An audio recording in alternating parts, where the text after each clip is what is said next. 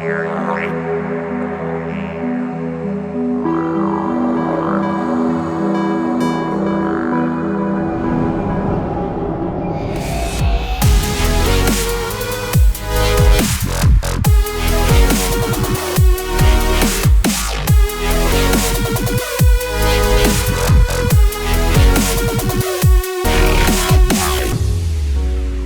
folks, and welcome to the Encounters Down Under podcast. I'm your host Anthony Goodall, and I invite guests to the show to share their amazing encounters with aliens and UFOs. If you or someone you know has had an encounter down under, or anywhere in the world for our new segment Encounters Unbound, please get in touch with me via the Encounters Down Under Facebook page or email at australianUFOsightings@outlook.com.au. Be sure to join the Encounters Down Under Facebook page and YouTube channel, where you can also get involved during the live stream interviews, sharing your thoughts and opinions during the live show. Also, if you enjoyed the podcast, don't forget to give us a rating and review on your favourite listening platform. But anyway, that's enough from me. Let's get into what you've been waiting for. Kick back and relax with your favourite beverage and enjoy the show.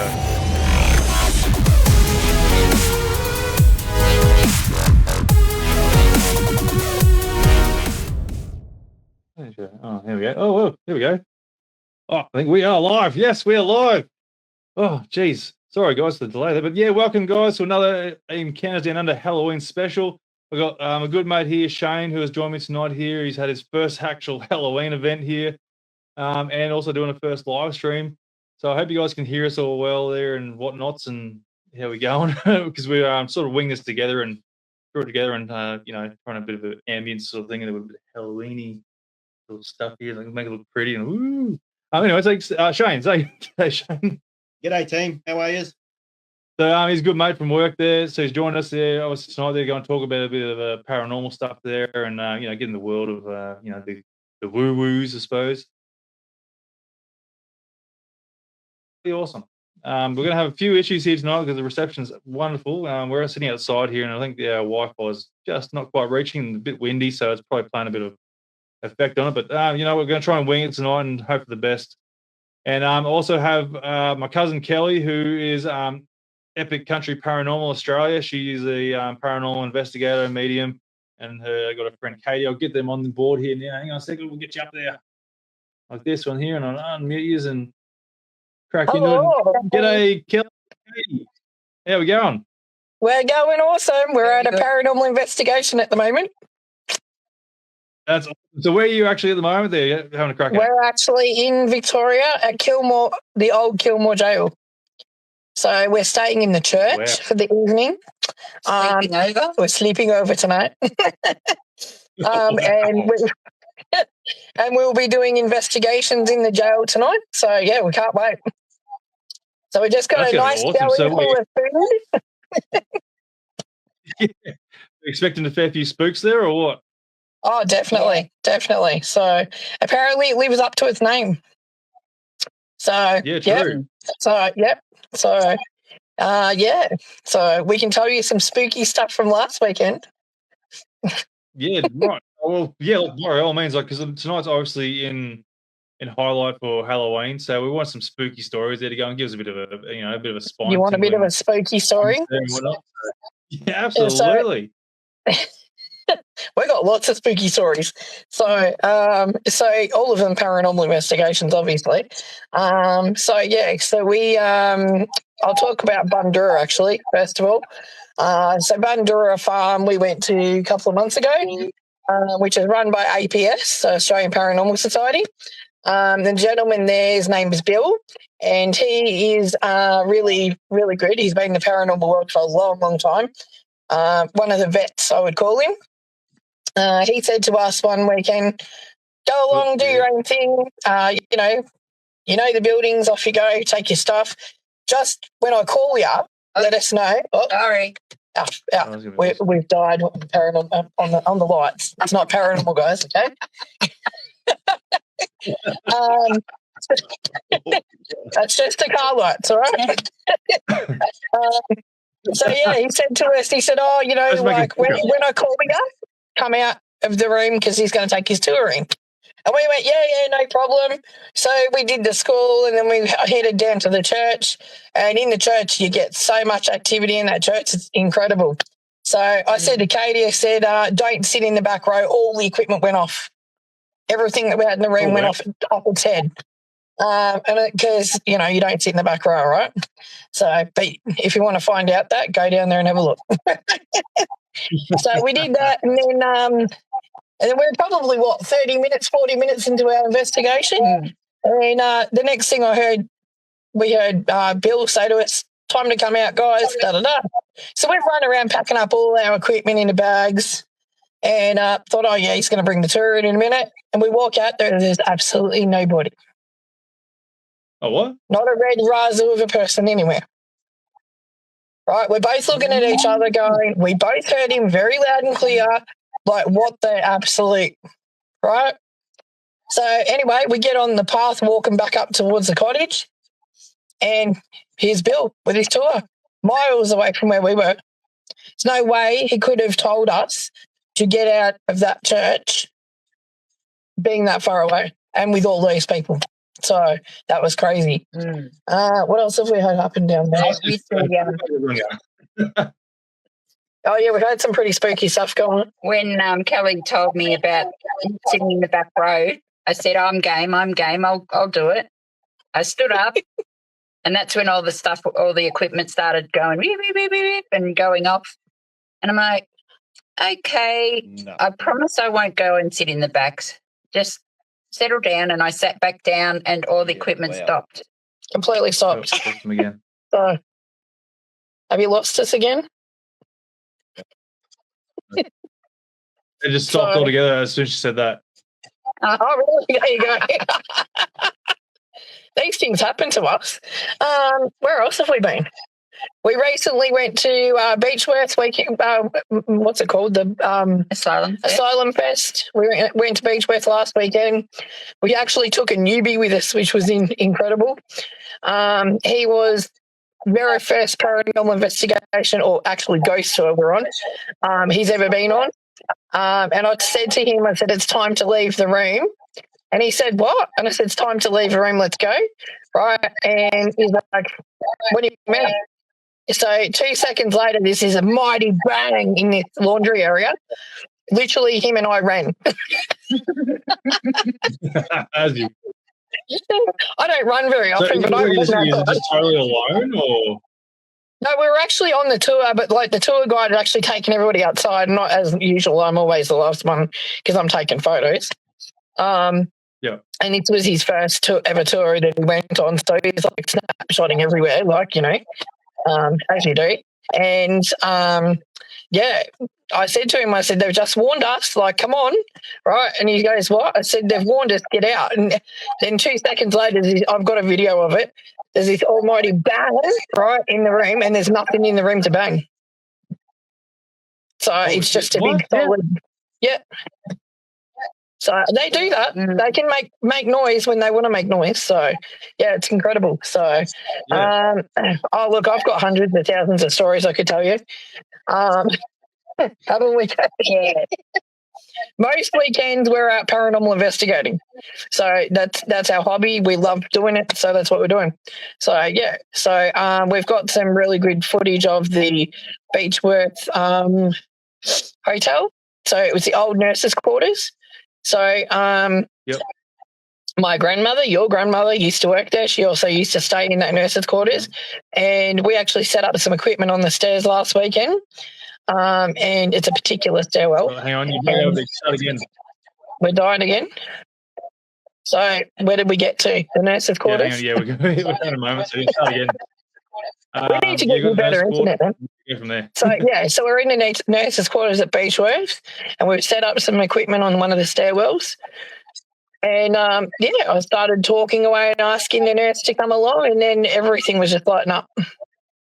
So, and they sometimes we wonder that they're not using what's called Morse code, because a lot of the equipment they'll actually flash in a sequence.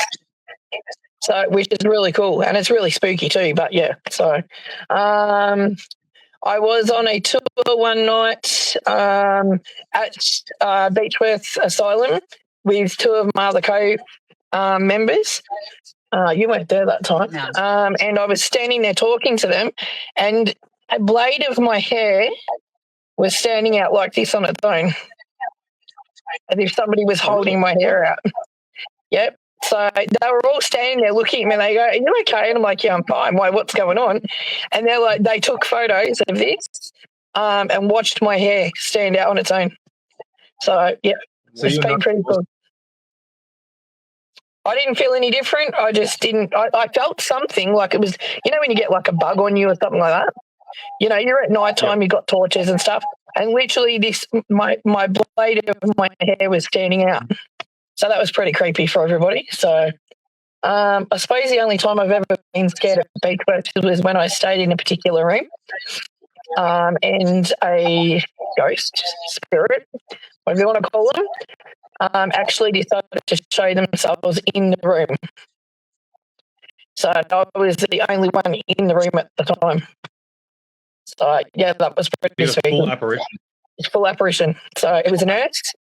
She actually asked me, "Are you okay, dear?" And I just had a medical issue going on previous to going to Beechworth.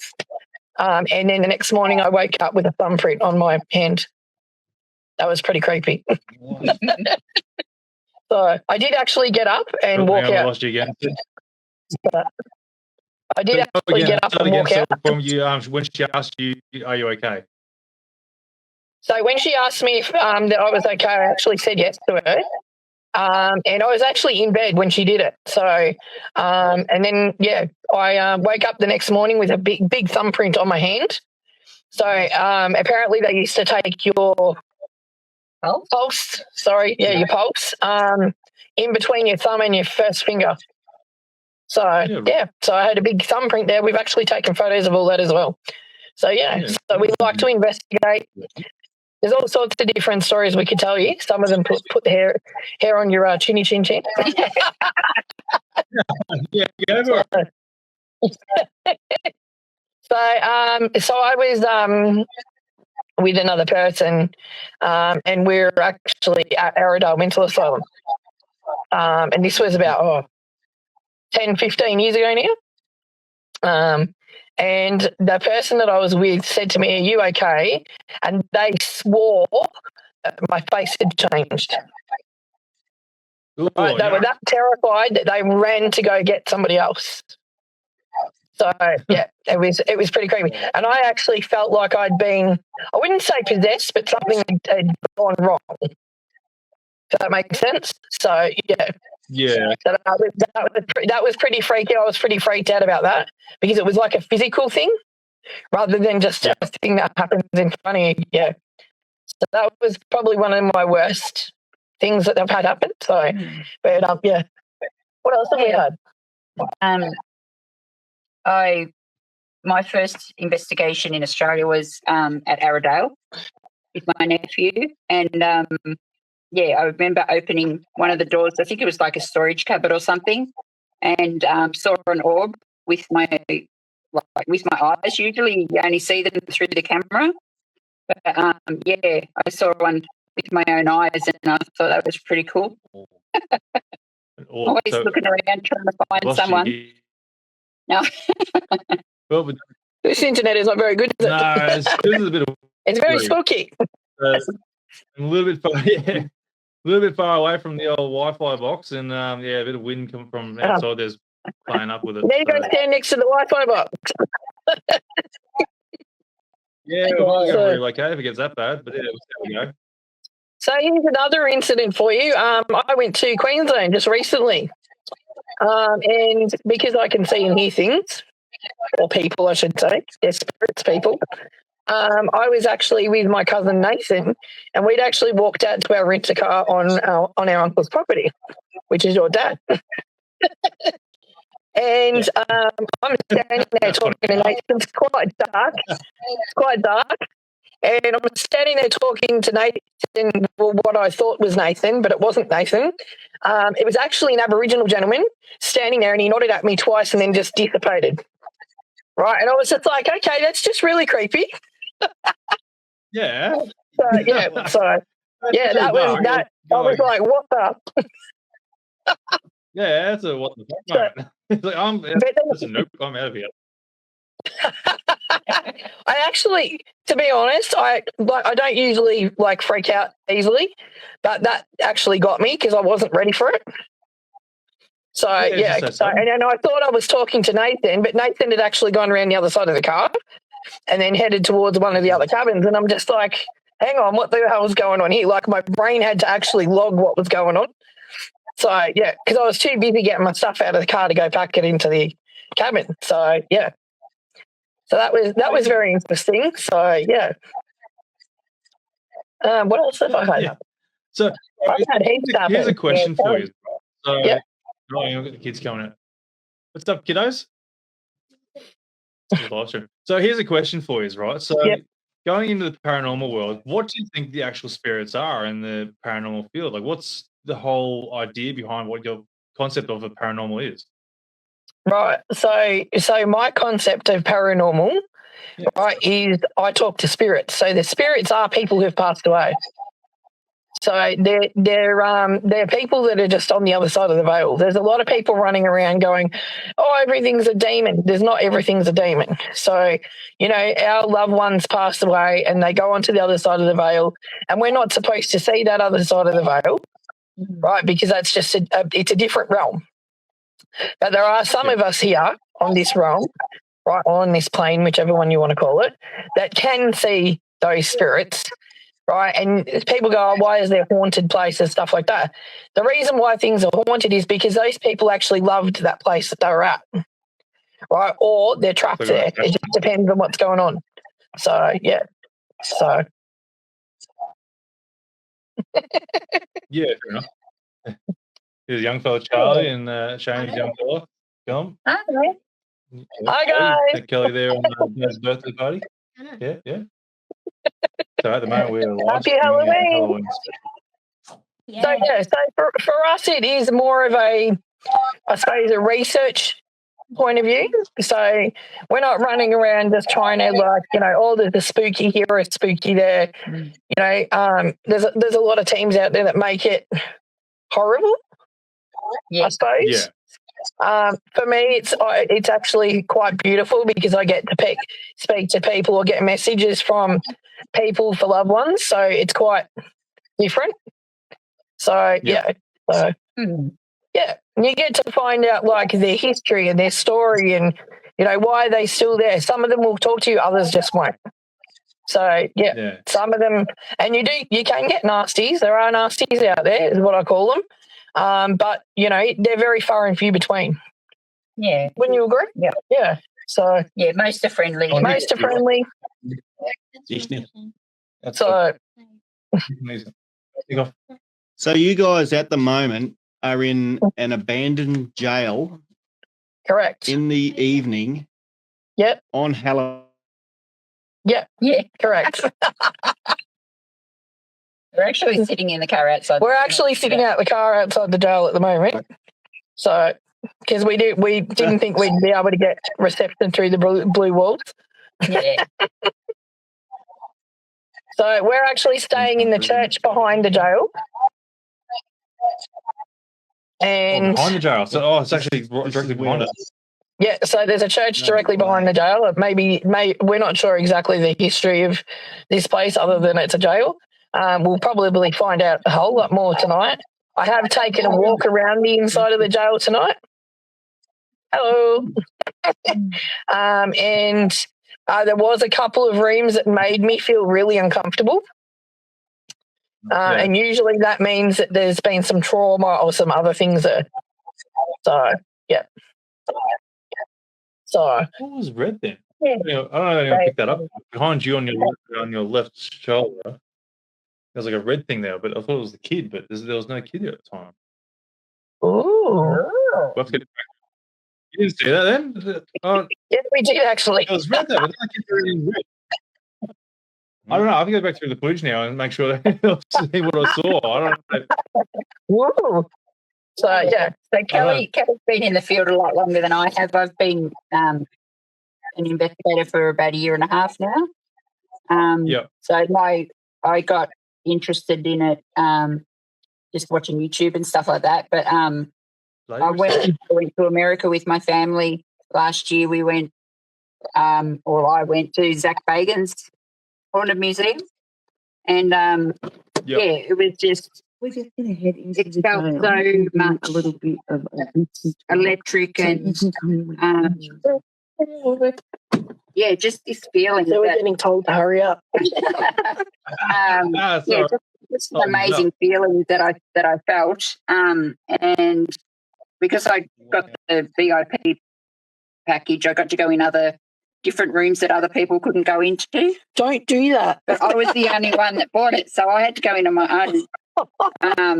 And yeah, I had to go down into the basement where there was all the devil worshipping used to get done, and there was pentagrams and stuff on the ground, and yeah, it was a bit scary. But that's what led me into meeting Kelly and getting into a team. Yeah, sorry, start again there. So we lost you for a bit there. Sorry, I changed the I just went straight to the hotspot to my phone there to see if it works a bit better. So which bit did you get? Probably start again from where you started your career. Okay. What There you go. Yeah, so about a year and a half I've been investigating. And sort of before that I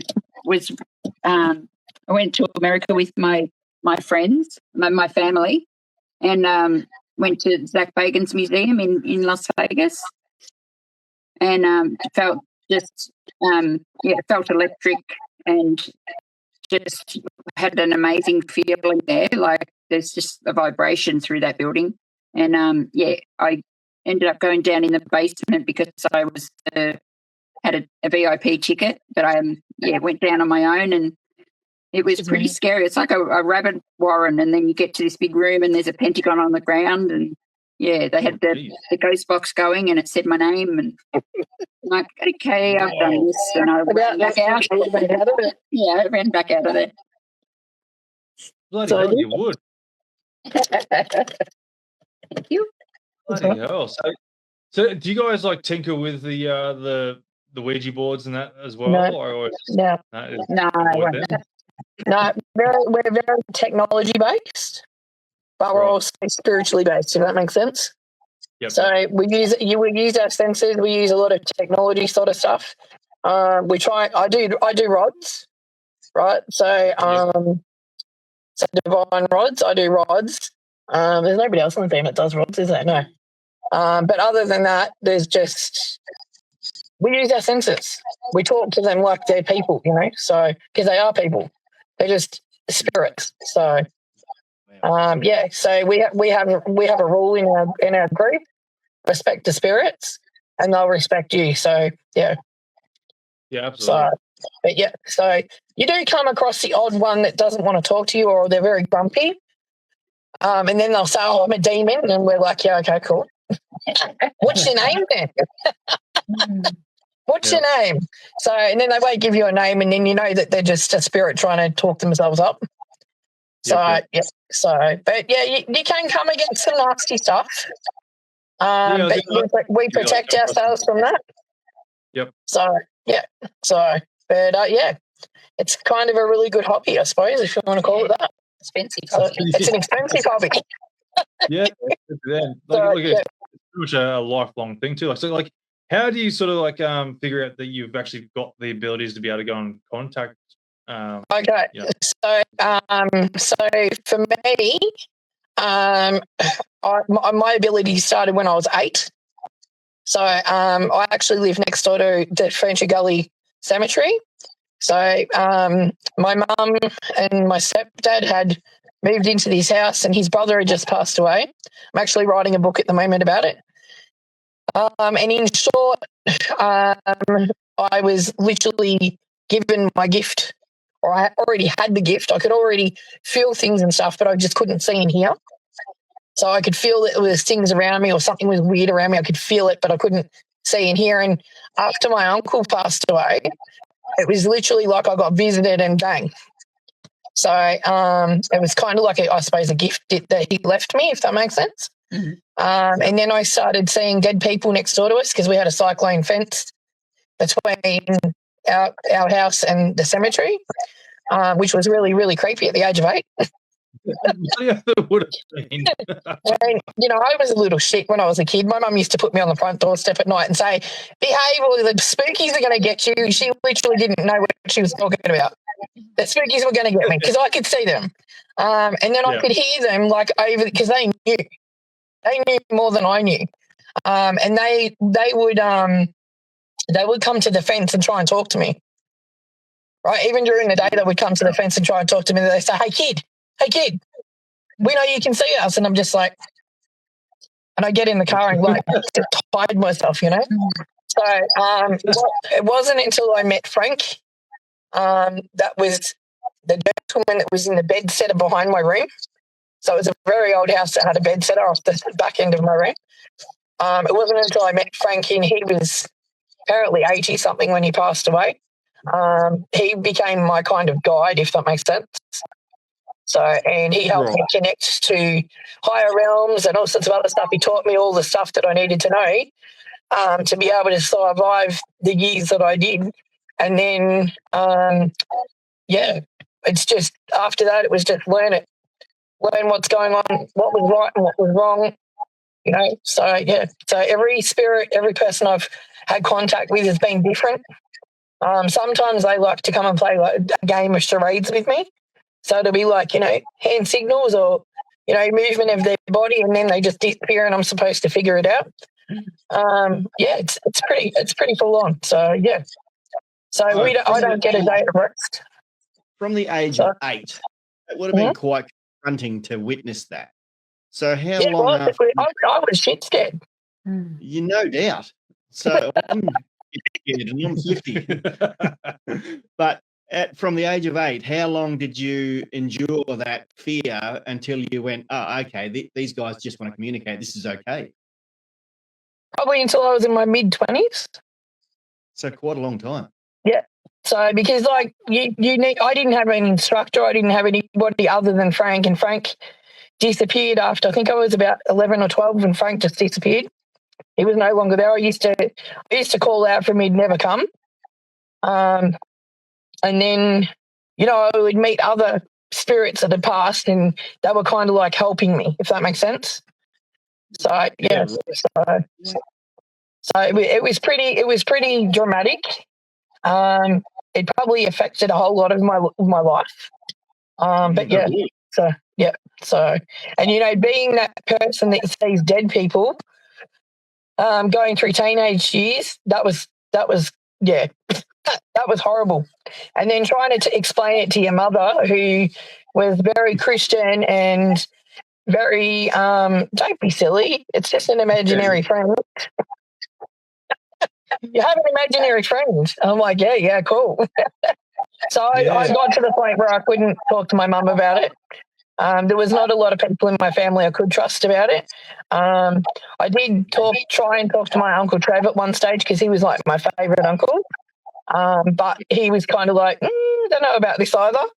So, I kind of got to a point where I would shut up about it too. So, and then once I left, because I kind of left the family for a while, once I, you know, grew up, left, moved out, had my own kids, and, you know, the internet was a world of help for me because I then started learning things. I would Google things. What does this mean? What does that mean? What happened? You know, what are these things? And I was starting to get like more information for my help to help myself. So, yeah. And then you start meeting people like you, because there are a lot of us out there. You start meeting people like us, and then you start getting like a more familiar friendship base, and everybody helps everybody. Yeah. So I call it my paranormal church. Hey, I've got to ask you something. So during your lifetime, and which has obviously been very, very interesting, have you ever had a spirit explain to you how they ended up? Like, has there been any sinister deaths that have been uncovered? Yeah. Really? I've even had So cold cases. Yeah. So I have what I call it the download. So some people go and do cold cases and find out about them and then get information. I don't get that chance. Mine is different because I'm connected to up there. So I will get told by what I call the ancients, or elders, I call them.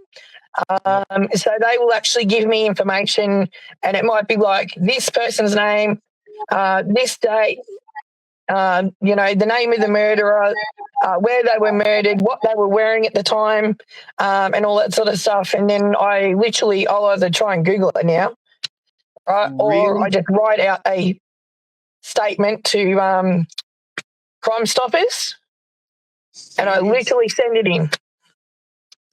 So the ones you got to be careful of, though, are like, the biker gangs and all those sort of stuff. Mm. So those ones, and I don't put my name on any of them now. So I don't, because I don't want it coming back on my family or anything. So, I write it out, send it to them. They know who I am. So, and if they have any other questions, I'll try and answer them. I did get put on a cold case. That was interesting. So I was 8 when this case happened, and I knew nothing about it. If I'm actually walking on the ground, I want to know nothing about it. You take me there, you blindfold me, you take me there, you drop me where I need to go, and I will literally take a recorder and a video recorder, and I'll get somebody to come walking with me, and I'll literally just spit out whatever it is. So, and I actually did that a couple of years ago. I'd actually not done that kind of thing before, and apparently I was 110% right. And we also found another young lady, and we reported that to the police. So yeah. Oh, yeah. So it's been a fun time. Kind of a roller coaster by A bit sounds of it. journey. So yeah. So the one that I got put on, that I had no knowledge of, that was actually the Tynong North murders. So I didn't know how many ladies, the names, nothing. And literally I got put onto the property, and I didn't even know the property. It was just like bush, this property. It was like going down a bush track. And I said to the lady, please no facial features, no nothing. Don't talk to me. Don't pull any faces. I don't want anything. Just tell me which direction to walk in.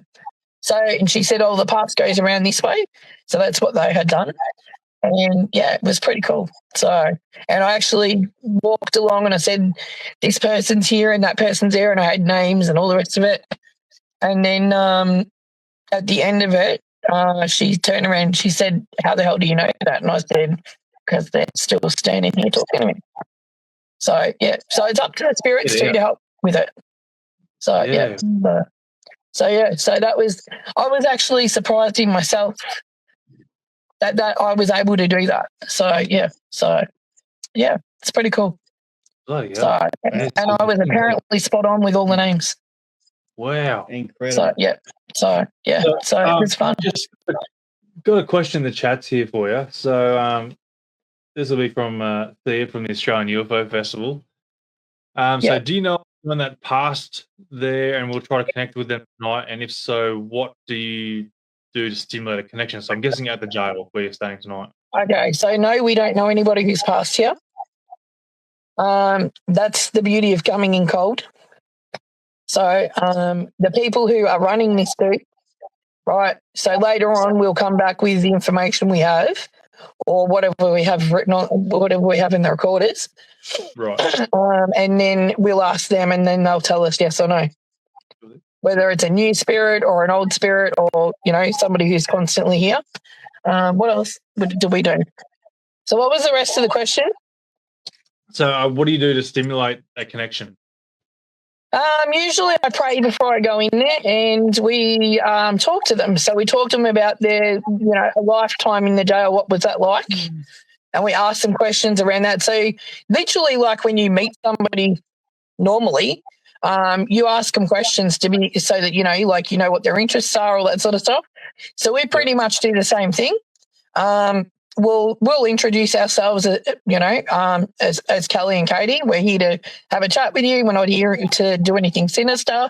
Normally, once they know that, then they're usually pretty free with information. So, or they'll be pretty free with activity to let us know that they're there. So, yeah. So So that's pretty much cool. it. So you can use an EMF pump, right? Don't recommend them for people who've got heart problems. An EMF pump, yeah, because it pumps up the energy in the air. So some places we go to, you can put an EMF pump in there and it'll pump up energy in the room. So, and it gives them more energy to speak. So, and then when we go in, we switch them off and give it a few. And then, so that's another option you can do. Some people get Ouija boards and say this is not spiritual. Not telling us anything. So some people do Ouija boards. We don't do Ouija boards. Some people do like Black Mirror scrying. Everybody's got their own thing. So, so we will actually sometimes even go and pray for them. So, so we're very much the Christian-based kind of side of it. So, and we know a couple of teams that are very similar to us. And we actually like hanging out with them, and it's pretty cool. So, So I was going to ask too, have you got the car started at all? Like, because those lights are going to drain the battery. No, we'll be right. We've got like 16 cars. If we need a jump start, we'll be right. So, So I've got another question here for you. Now, Jane's asking, do you know Tumbeton or Tumbeton? It is in Fir Tree Gully. No, I don't. That's interesting. So I hope Jane's still there listening for us, and she can go and elaborate a bit more for us. Yeah, that would be good.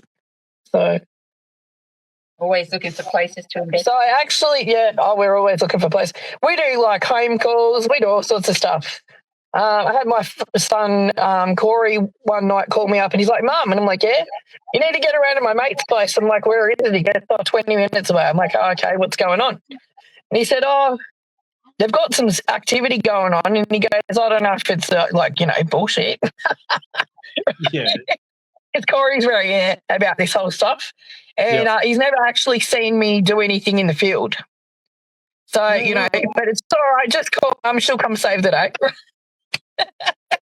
So I got there and we jumped out all the equipment and all the rest of it. And I walked around the house a few times and I'm like, something not quite kosher in there and there's something over here. And then anyway, I walked back and I'm like, got me rods out and I started talking to this lady. I got, people recording. And I'm like, oh, so your name's Maria, is that correct? And she's crossed the rods. And I'm like, okay, so Maria, are you happy with everybody that's lived here? And she crossed the rods and then she said no. And I'm like, okay, so Maria, are you okay with the people that are living here now? She's crossed the rods saying yes. I said, okay. I said, is it the problem that you want them to look after your house, Maria? Because she's very Italian, right? Yeah. So, and, we all know what Italian mamas like. You look after their house or what's going to happen to you, right? So anyway, she just decided that she wanted to stay at her house. And, so we did that and then she calmed down and it was all good. I actually spoke to the mate the other day and he said everything's really calm at the house now. It's really cool. And I just said to him, I said, when you go in and out, just, address her as Maria. Hello, Maria, and, she's very happy now. So, before that, she was making noise and banging in the hallway and doing things in the kitchen. But, that's where Greek or Italian mamas live. Live in the kitchen. Yep. So, and then the garage had a really bad feeling to it. And that had an attachment, which is something I had to come back and remove. So, the attachment was something from something bad.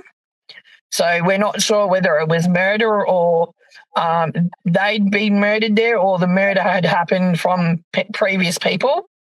But there was something about a murder in there.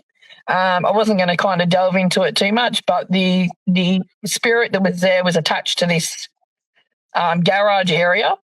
And then we actually got him free. So, and he's gone now. So that's great.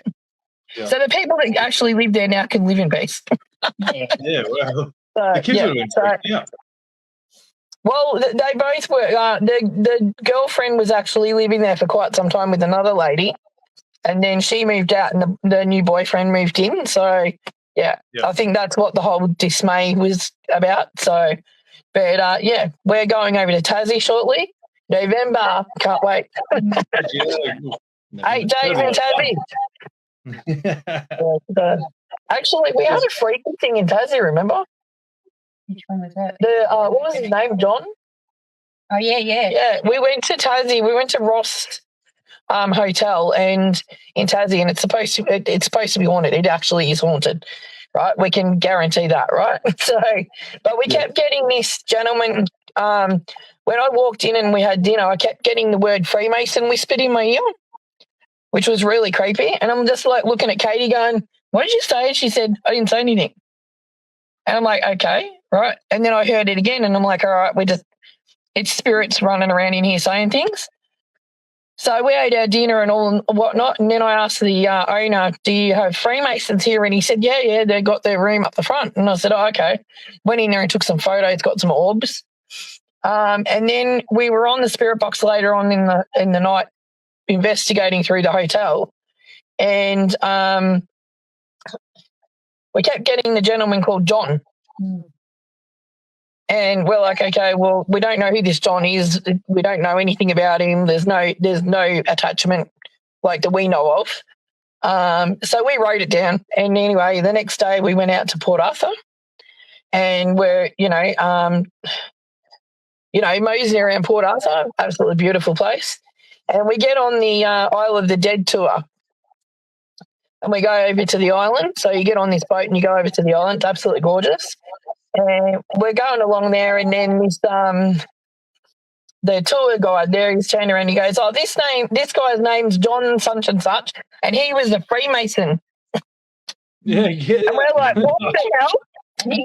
He helped. And he helped build the Richmond Bridge, and we're like, "What the hell?" And the Richmond Hotel. The odds. What are the odds? So yeah, it all came together, and we're just looking at each other going, "Huh?" So they like to do that to us quite often. So yeah. Any other questions, people? Yeah. So Jane's come back now, and she's kind of saying, "Sorry, Timbutton is a spiritual center in Upwey." Don't know it. Don't know. So maybe it's something you look to. And I haven't been up there. I went up there recently to see if the house that I actually got my gift in is still there, and yes, it is. I've been asked to go on the Ferntree Gully ghost tour. I don't know how I feel about that yet. Why? What's different about that one? Because that brings me back to when I was 8. So yeah. And it was very traumatic back then, if that makes sense. Yep. So I think that's part of the reason why people in the family would say, "Oh, she's losing it," or what was it? "I was a troublesome child." Yeah. If they only knew. Yeah. So there are other people in our family that have spiritual gifts. So but I won't name them. That's okay. Yeah, that's all right. That's fine. But So, question for Katie. So, Katie, you've a year and a half. Have you experienced something in the past before you started jumping into the paranormal field? No, I was just always interested in it.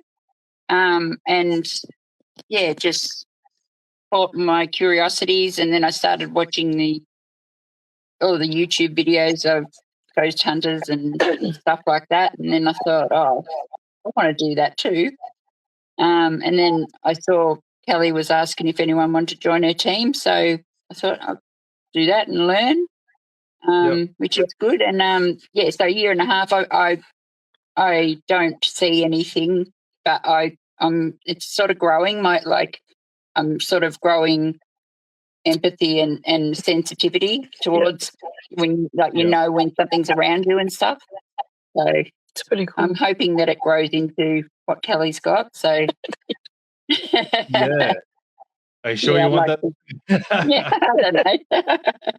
Can that actually? Is it something that you can develop, or is it something that you need to sort of be born into, or something that you just, so to speak? I think you can teach yourself how to do it. Yeah, everybody can do this. It's just some of us have got it better than others, if that makes sense.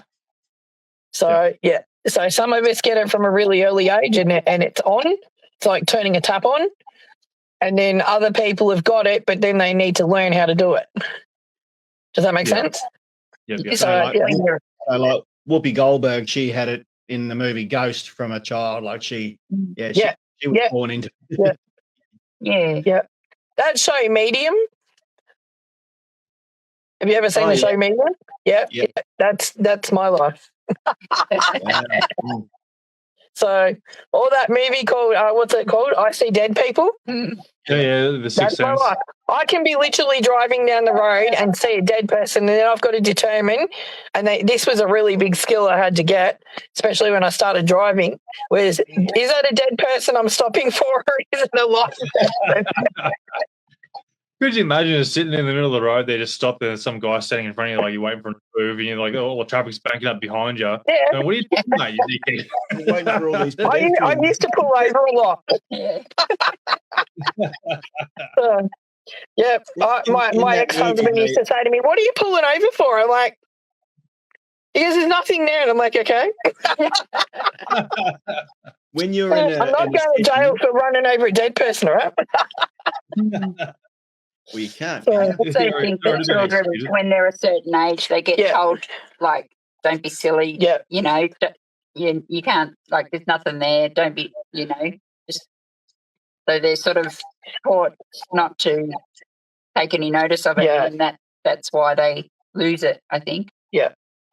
The depiction in that movie when there's a spirit around is that the air feels quite cool. Is that something you've experienced? Yes. Actual? So I was just in the church, which is just behind the phone, earlier, and everybody says it has to happen at night time. No, it doesn't. It can happen any time of the day. Yeah. So it's just but whether we're aware of it or not. So we're all sitting around the corner and we're all talking and all the rest of it. And I actually felt cold go all the way around my legs, and then I felt somebody rub my hand. Oh.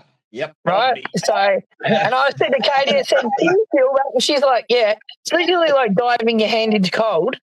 And she's like, "It's bloody freezing." And I'm like, "Yeah, I know. My knees are like freezing." And then like having somebody brush their hand over your hand. I don't know why they did it, because we were all just sitting there chatting. And sometimes it's just their way of telling me they're there. Yeah. So it can be quite creepy. So what do you think the reasoning is? The coldness of, like, why is that a thing? Okay, so even when I do rods, so I'll do rods and I'll show people that they're copper rods. Okay, so copper's supposed to conduct the same thing right through. Yeah. So I can be holding onto these rods for half an hour, and you've got my body temperature into those rods. So hypothetically speaking, the rod should be the same temperature at the other end of it. Yeah. Yeah. So, but it's not, because when they get off the rods, it's freezing cold, and then the other end of the rods are like I've had them in the freezer. Wow. So because the temperature here is something completely different to what is over there. So, yeah.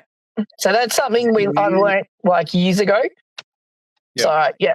So I think we did the rods. Yeah, but more of a question, I was like, why are they cold? Why is it a sensation that cold? None of us know. I just know from like all the years that I've done this, I just know that their temperature over there is different to ours. I don't know why. I've never had that answer. Maybe we should ask that answer, right?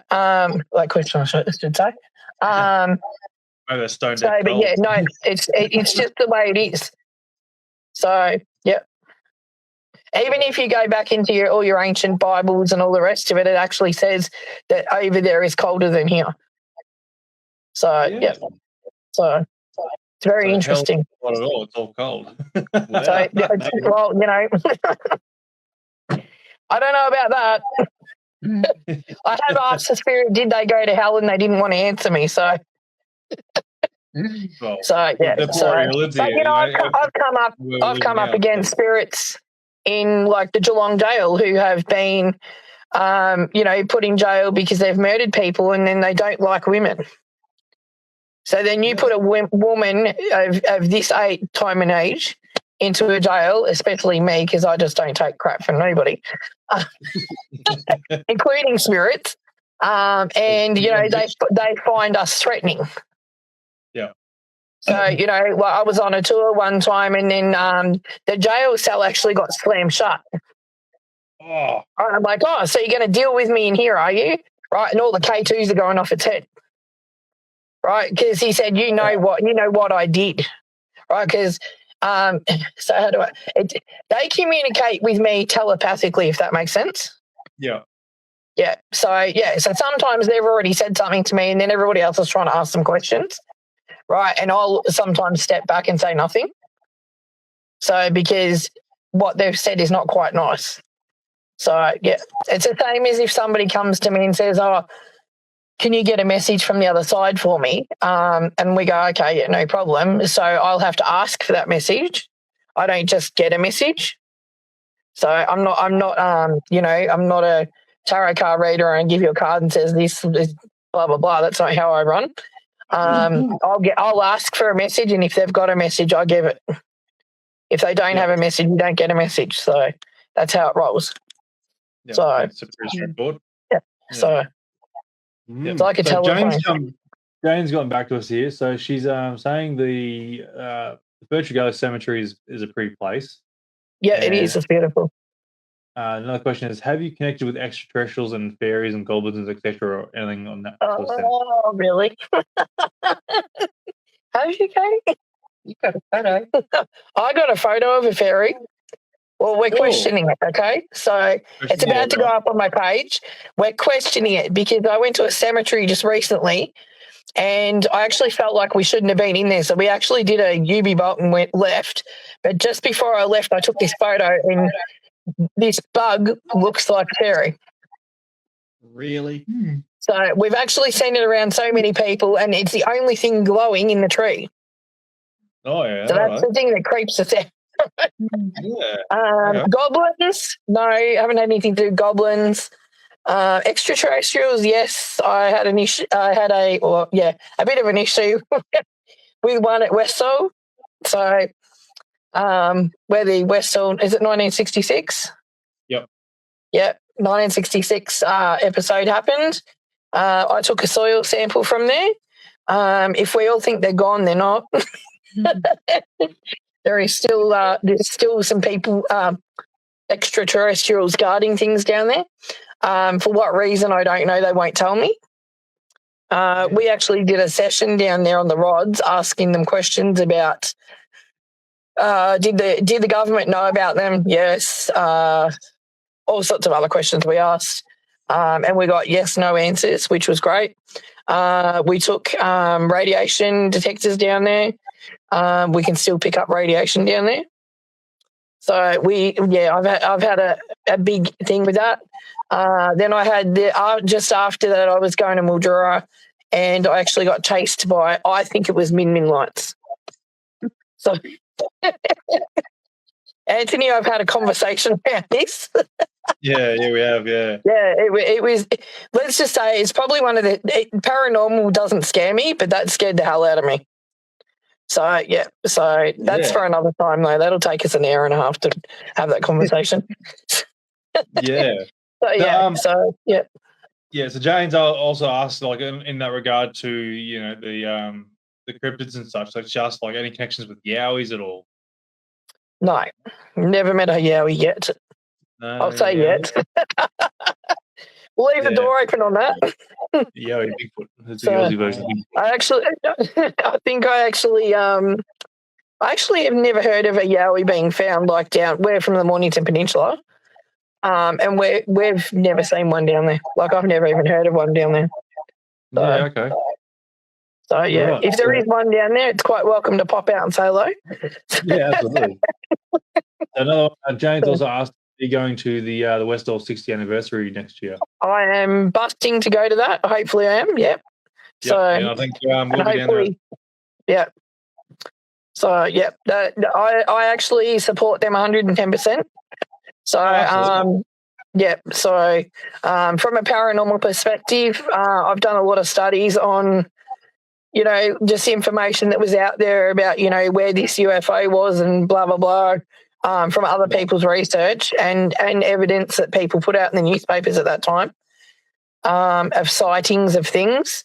And, yeah, I kind of sat down one time and, you know, triangulated everything together and, you know, it's quite possible that they were there. So, I don't discount what, you know, 250 people saw. So how can you? That's right. So for a bit of context for people who don't know what the Westall experience or encounter happened was back on, I think it's 6th of April of 1966, where three UFO crafts were hovering over a bit of a forestry section behind a high school there. Is it high school, I'm pretty sure? In Westall. Yeah, high school and primary school. It might be one of the two. I can't remember. It was to school and like 100 to 200 kids and teachers all went outside and seen these three objects hovering in the sky, and one actually went down and landed. And a few kids actually ran down, going trying to find out what this craft was.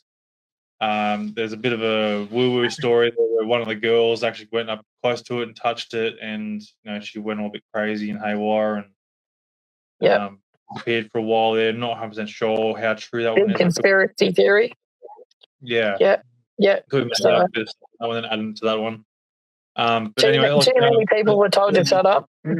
Military's come in there and telling everyone to shut up, don't talk about it. Teachers were told that you'll career, you'll be told you're a drunk. You know, it's full credibility. Whoa.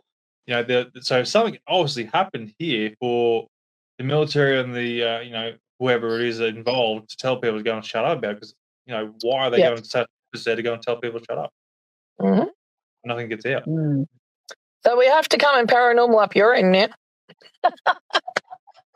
Sorry, say that again. Find us something spooky. We have to come up to your end and paranormal scene. Shit, yeah, I'll bring all the film equipment and see what we can find. Yeah, you'll have to find us something spooky to do. Yeah, it sounds good. Well, I'll leave that to you because you're the spooky experts.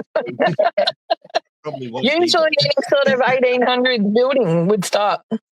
So yeah, got that. Sevens, all that sort of stuff. Yep. So, but yeah, sounds good to me.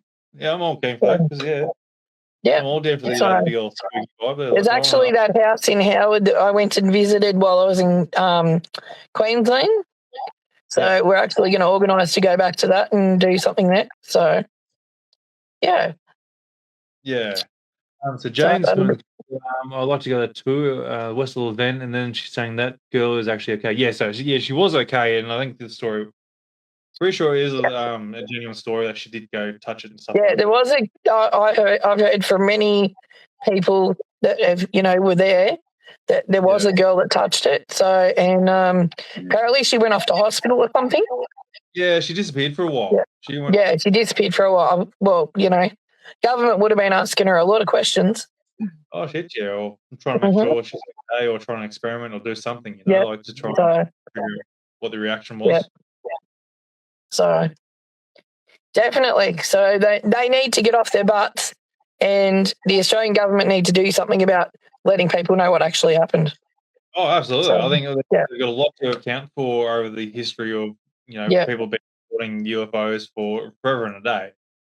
And, you know, not only just Westall, but you also got the Tully Nest there, which I'm very much investigating into, or not investigating, but supporting into, trying to get that recognised as a you know, historic moment in time in Australia, because basically that was, in a sense, what encouraged so many you know, hoax crop circles around the world. You know, it got a lot of attention, even though this wasn't a hoax. There's no way this has been you know, created in any way. Like, you try and create a crop circle or a UFO nest in the middle of a lagoon swamp where out of reeds that are like woven like perfectly. Like good luck to anyone trying to do that. And, you know, the time frame to go and try and do something like that, like you'd see like track marks or something, that evidence of someone that's been trying to play with this sort of thing. There's nothing. And this guy's just a genuine worker, like, you know, everyday farmer, you know, just living his life and trying to make a living. That's it. Why would he go to his way to go and create something like that? Because it's fun to do, not. Yeah, but this 60s though, you know, like these guys are hard up. Like these guys are hardcore. Like they're just all they do is exactly. and there's you know they've got probably the most genuine sort of workmanship about them there to go on and honesty. Yeah. You know, they're not there to bullshit, do anything except for you know make a living and support their family. That's Exactly. You're about So, up in the range, Yeah. the cattle. all Yeah, right, which is guys, good. we're going to have to cut it short because we need to go paranormal investigate. Yeah, you have fun. Look, let us know how We need you to go. get Anyway, some more stories for you for next time. for sure. So, but that's good. yeah, All if the you best. want to jump on our page, we'll actually have footage up from Beechworth shortly. Yeah, so we're getting there slowly, but yeah, I'm learning how to do this technology thing with the, you know, cutting film and all the rest of it. So yeah, A lot of work. so Have fun. oh, it's fun. It's fun. I'd rather just very do my fun job, stuff. but anyway. So, but yeah, so yeah, nice to meet everybody. And yeah, if you've got any more questions, jump on our page, shoot us a question. We're happy to answer anything we can. So yeah. Lovely So, to meet you. Yeah. Happy Halloween, guys. Yeah, happy Halloween. You too, eh? I'm Halloween. hoping we're going to get more activity tonight, being it's Halloween. Yeah, that's right. Yeah, might be a bit of extra energy about it. Oh yeah, it might have completely different energy. So it did have a little bit of energy in there earlier. So now that it's nighttime, hopefully they'll have a bit more energy. And yeah, so yeah. But anyway, we will speak to you later. Thanks for having us. Right. Enjoy, guys. See you guys. Bye. See ya. Bye. Thank you. Bye. That is awesome. That's next level. Yeah. Yeah, buddy. Were you live on YouTube? We are still live, mate. No, we're on live on Facebook at the moment. Live on Facebook, yeah. So, look, I don't know what you guys think of the old paranormal thing there, but of course, of the Halloween. If you guys celebrate the Halloween, what's your perspective on Halloween? There, did you dress up? What costumes did your kids get into? Like, I want to hear in the comments there what you guys got up to for Halloween night, how you celebrated it, and what spooky costumes you got into. And for myself, there, I get right into it, and you right into that as well, buddy. Yeah, I love Halloween. That's probably my favorite time of the year. I couldn't care less about Christmas. Halloween's where it's at, you know. For myself, there, I dressed up as the Grim Reaper there, and absolutely love the Reaper. That's my go-to guy. So yeah, got to go and represent, you know. And Shane here, he's celebrated his first Halloween because he's always lived in country in the farmlands there, and well, you really. Yeah, we've never really had a neighbourhood as such to celebrate it, and yeah, we never really embraced it either, thinking that it was an Americanized retail bonanza, which pretty much is now, but there's a lot more history to it. Just watching what some of the guys get up to in the neighbourhood was fantastic. Some of the costumes and the backyards and the trick or treats and the kids' involvement was great. It was really good to be a part of it. Yeah, kids absolutely love it. Like, yeah, look, it is a bit of an American commercialized sort of thing now these days. But look, the kids have a lot of fun. They really enjoy dressing up, and like, everyone goes, taking candy from strangers and shit, like lollies and whatnot. But where we are, like, if you're in a good little community there, and you sort of have a lot of trust for your neighbors and stuff like that. And like, the kids went around, they had a lot of fun. They dressed up, they absolutely had a ball. Like, we had so many people, and like we had all the decorations at the front there to try and get in a bit of a spooky theme. And bloody next door neighbour, she gets right into it, and bloody hell, what a setup that was! Like, that was a ripper. And then the passing thunderstorm. Oh yeah, we had a thunderstorm. There was a perfect moment coming past, like a bit of rain there, but thunder. It was just enough there to go and put a bit of a spooky vibe for the Halloween tonight. It was bloody ripper of a day. Excellent. So yeah, guys, let us know what you think about the whole paranormal thing and obviously the Halloween thing. Now, you wanted to go and discuss, a bit of the phenomena regarding to UFOs and possibly UFOs and cow mutilations. Yeah. So tell us what your story is on what you know about it. I was first made aware of this story probably about 8 years ago, and it was a relative. I won't mention any names, but it was up in the Yungala Range up near Mackay. And a farmer who, if you knew him, you would you would just say straight out that he does not make stories up. So, when he was discussing this with us, and even the bulletins in the newspaper, the local newspaper, would verify that these things happened, and there's just no way that he would joke about this sort of thing. So he has a property up in the Yungala Range. It's quite a hilly country. The location where the event took place was really remote, four-wheel drive access only. And if you knew him, you would know if there'd been any vehicles in the area, because he would immediately see the wheel tracks and the strange activity around the site. But turning up to this location one day and finding a full-grown cow on its back, dressed out, and its udder removed. And when I say removed, I mean surgically removed. So there was precision in the incisions that were made to the beast. The vital organs were removed. There was not a footprint, wheel track, or anything around the vicinity of the beast. There was no blood. There was no sign of bullet wound or any stress that the animal had been under during the time of its death. So that whole thing, when we were sort of talking to him about that, was extremely unusual. Since finding out that there'd been several cases of similar activities in the region, you sort of start to lean towards well, there's only one way that sort of thing can happen. Yeah. There's no way that the Australian government or any other governing body will fly in people to mutilate an animal, which they could readily get anywhere on the planet. But to be such a remote location, and he actually mentioned the words extraterrestrial, like there's something has done this, and he can't explain what, why, or when, but it was done with the precision of a surgeon. So and the biggest question is how is there no blood? That's one thing you can't avoid when you're slicing any living creature. There's always some sort of form of blood. And not a skerrick. And the precision of the incisions were that symmetrical to remove the organs and the hide. It was not done by an animal. That was ruled out straight away. There's no way an animal could do that to another animal, simply because there'd be a struggle. So they just ruled that out immediately. So lightning strikes, there'd be burnt hair, there was just absolutely no explanation for what had happened, other than it has to be something unknown. Something unknown. Yeah. And to this day, there's been no clarification put on it. So that was about 8 years ago, like I said. But there's been similar cases of those sorts of things up in that same country. So that's Yungala, that's Mackay way, isn't it? Yeah. So inland, in the hinterland of Mackay.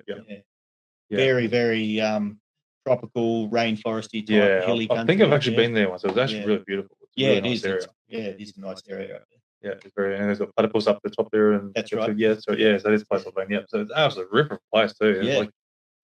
And the surprising thing is too, when you think about the UFO, you think people would actually see something a bit of lights. I'm not sure if they actually in the story they did mention seeing any lights in the paddocks there or nothing like that. Or nothing to really sort of indicate that they've known something's happened. No, well, from what I can remember, the homestead to where the incident site was quite some distance. So there's probably very unlikely that you would hear or see anything over that distance. And the time of day wasn't really clear either. So it could have happened in broad daylight. You wouldn't see lights. Who knows when these types of entities or visitors will come down. Maybe they do come down in broad daylight and they're just not spotted. So it's a definitely a question that's never been answered, and it definitely puts the umbrella over the other world. Yeah, there's definitely a phenomenon out there. Definitely something. So what do we got here? So we got Thea's jump back in there again from the Australian UFO Festival. That's really interesting, Shane. I've heard about the cows. We had a man come and talk to us a few years ago but haven't heard from him. I'd love to talk more about this for the festival next year if you or anyone out there are interested. So, mate, you get an invitation by the looks of this. A ripper. Also got Jane's back on here. I wonder if they're going to create a hybrid cow human or something. Now, I want to get into this. I've got a theory on this, and I'm pretty sure. You can go there, please, buddy, before it rolls off. So for the cows, I heard people talk about moving between dimensions to do this. That's an interesting theory. Well, That is an interesting theory. So I'm pretty sure I was talking to Jane Pooley a couple of years ago. Now, if anyone who knows Jane Pooley or not, she claims that she's grown up with extraterrestrials in her life, and she's basically, been on and off their ships, has hybrid children with these beings. wow. So, because apparently they can't reproduce in their own natural ways, and so they're having to use us and whatever's to go and do those sort of things. And she's come up with a theory, and I'm sort of along this theory as well for these cow mutilations, because they're taking all the vital organs. So the theory is they're taking these cow udders and everything that they need to go and help with the embryos of human hybrids and extraterrestrials that are going to be able to, create the babies and to gestate into these, basically creating a womb for these beings to grow into, which is quite a plausible sort of theory. Like if they can do this sort of, mutilations there, sort of precisions, there's no reason why they can't create a what do you call it, a biological sort of womb to create an babies. environment too. And look, after hearing the story myself from a guy who's an old farmer who, you would just never make this up. Yeah. I just wouldn't be surprised if there was something along the hybrid lines. Yeah. Where they're, they're trying to infiltrate with the hybrids. That's definitely something that's always been a theory too. Like, what's the plans here with the hybrids? Are they just trying to survive, or they're slowly weaning their way into the society here and taking over the world in their own way? Well, from my experience farming cattle, I don't see any smarter cattle out there that are building rockets to fly into other dimensions. That's right. So maybe it's from their perspective, they're using the animal parts to better their own. Because the cows haven't benefited from it. No, that's right. Have you ever watched South Park? South Park has a theory there where the aliens come down and they reckon the cows are smarter and better than the humans. Maybe. They probably are more intelligent. Yes, definitely on an invitation for Shane. Oh, awesome. There you go. So what year did this happen, Shane? So you reckon about 8 years ago? I can't remember, because I remember the story as well. I remember hearing about this, but I can't remember exactly what year. I could find out, but it would be about 8 to 10 years ago. I can do a quick little search up here. It was definitely in the local paper, because I remember reading the article when it got posted after the fact. Yeah, so where are we? Well, it's like a Google known. So Grazier's Mick and Judy Cook, is these that's them. That's them, yep. So we're working on the property in Clovelly, northwest of Mackay, and Mr. Cook noticed a dead cow carcass which appeared to have its body mutilated with an entire udder, ears, and tongue removed. So this was back in 2018. This story originally came out. So there you go. But it's sort of come around it's been around. Well, I suppose we'll look into a bit more. Like, how often has it been around the world? And I have heard some other stories there around the world where it has actually happened. But it's like, it depends on how often does this actually happen? Well, how often is it reported? Well, that too. It might be a frequent thing, and the farmer may just blame dogs, or he may blame poachers, or that's right. But if you knew Mick, there's just no way that he would make that up, and he would know, being in that location, that there's just no way anybody could get there. Yeah. So just going quickly on this, like, they've investigated this phenomenon since the mid-70s.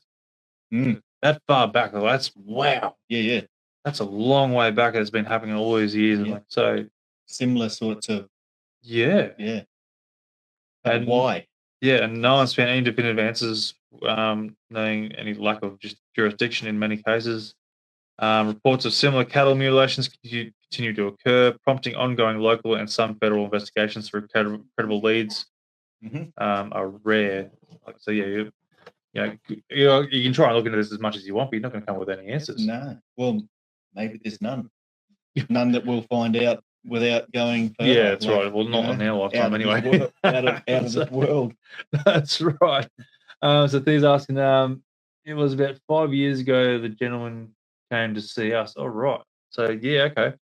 What was it? Did it happen to be, what's his name? Cook, Mick and James. Judy. Judy. Cook, yeah. If it was them at all there, because that'd be interesting. But yeah, look, there's so much out there in this world that we just don't understand it. It's incredible, and it's frustrating at the same time because you're like thinking, well, they can do this sort of things here. What else can they do? Yeah, and it just creates more answers than answers, which is extremely frustrating when you look at this phenomena, like especially in the paranormal world we're looking into, which is But if there's an explanation, and maybe they send us an email and says, we're interested in your cows because we want to grow beef on our planet. Happy days. Well, at least do some space trucking, like get some cattle trucks going out in space. They're doing some deliveries. Jeez. Oh, unreal. I'm just going to have another mate from work that he maybe want to jump on quickly. I've nearly forgot about that actually. So yeah. Now, when you hear stories like that from credible people, and then you think, well, how many other people out there have had similar experiences? Yeah, but haven't shared them, or they just are unaware. Technology today is obviously going to bring a lot more of this sort of thing to light if it is occurring. So yeah, I mean, these sorts of platforms are a great way to sort of, to bring it to the surface and hopefully shed some light on what the hell is out there. And obviously encourages more people to come forward as well. With when they listen to people's experience, go, oh, I've had something similar happen to me. And it's like, maybe I can talk about 100%. This too. So it's whereas before they'd be less, they'd be more reluctant to bring it up because, oh, geez, I bet that's never happened to anyone else. Who's going to believe me? Oh, that's right, yeah. But the more stories that surface, it makes the credibility a little bit more apparent, and maybe people will. Yeah, absolutely. Relate to it. Yeah. So it wasn't the farmer. So it wasn't the farm, but he knew them. He wanted to stay anonymous due to his profession. Fair enough. Yeah. That's another thing too. Like people won't talk about things because of risk of careers and professions and whatnots, and reputations, and the publicity that might come with it too. And then it goes the other way too, where people make up bullshit their stories there to try and get the publicity there to try and try and earn off it or try and get some sort of fame out of it as well. Which ruins a bit of credibility to a lot of people who have had genuine stories on these things. It's absolutely horrid way of doing things, but unfortunately, people want to try and make some easy bucks. But but there's definitely something out there, regardless if it's people want to make up bullshit or not. But there's a lot of things that people don't understand either. That's the thing. Well, that story you shared, the other day about the object landing in the pond with the and everything was flattened around it. Like explain that. Yeah. Or the crop circles, way before GPS. Yeah. How the hell does that? Yeah. No. There's definitely a lot of questions and not as many answers. What is it? The what? Yeah. What do you mean? No, just wait, buddy. Just wait, please. Wait till we're finished. So where I was going to go then, I was heaps of questions. I was with the Thai nest thing there, like to try and create that, like you can't. No. Like the amount of hours you have to spend there weaving this one spot there and that, and I think it was the military tried to come up with an explanation saying it was the whirlybirds, the little whirlwind created that. And if anyone knows, little miniature tornadoes, they don't just sit in the one spot and just create a whirlwind, Well, they're small at the base and bigger. That's right. Like they don't. It's not the opposite way. Yeah, this thing was like 12 foot wide, basically, and it's quite a decent size.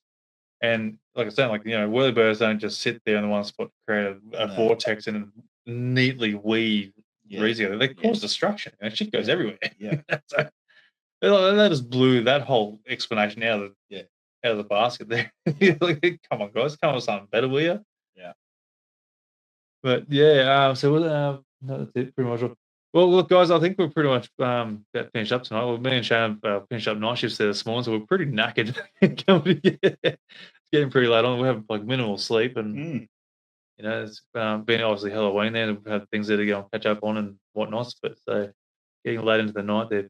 But yeah, guys, look, any more questions there or anything you want to go and sort of bring up to, don't be sure to quickly get them in the comments there for us. Before we do finish up, we've got these awesome t-shirts here, which are available on the Encounters Down Under Facebook page.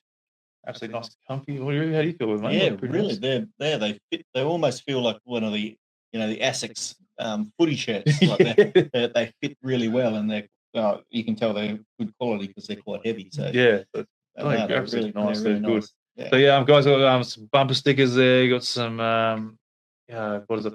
3D magnets there. They're pretty cool too. Like they're actually really cool. I like them. They're probably one of my favorite things at the moment. But yeah, obviously Christmas is coming up, so that's something there to go and think about gifts wise for your family or friends or yourself. Get a little sneaky little gift for yourself. Nothing wrong with that. But otherwise, guys, thank you very much for having us and joining us and whatnots and listening in. And till next time, I guess there. And all the best there. Don't forget to go and share with your friends and families and about this. And if you have an experience there, by all means, come and contact us. And I'd love to get you on the podcast there for a bit of a chin wag. They want to go and pull my finger out again and go and get these podcasts going again, which will be hopefully very soon. But life gets away on us, and then you get busy, and just things get away on you. But anyway, look, guys, thanks again for joining us, and thank you, Shane, for joining me, mate. It's been an absolute pleasure having you here. And thanks for having me. Yeah, it's been great. And all the best, guys. Till next time, mate, and enjoy. All right, all the best, guys, and happy Halloween. All right, enjoy, guys. Catch ya. And that will do it, folks, for this episode. I hope you enjoyed the show. And don't forget, if you or someone you know has had an encounter, to please get in touch with me to be featured on the podcast. If you're a fan of the show, you can support the podcast by purchasing some awesome merchandise that's available on our online store via the link provided in the episode description. So thanks for tuning in, and I look forward to seeing you on the next Encounter Down Under. Hooroo!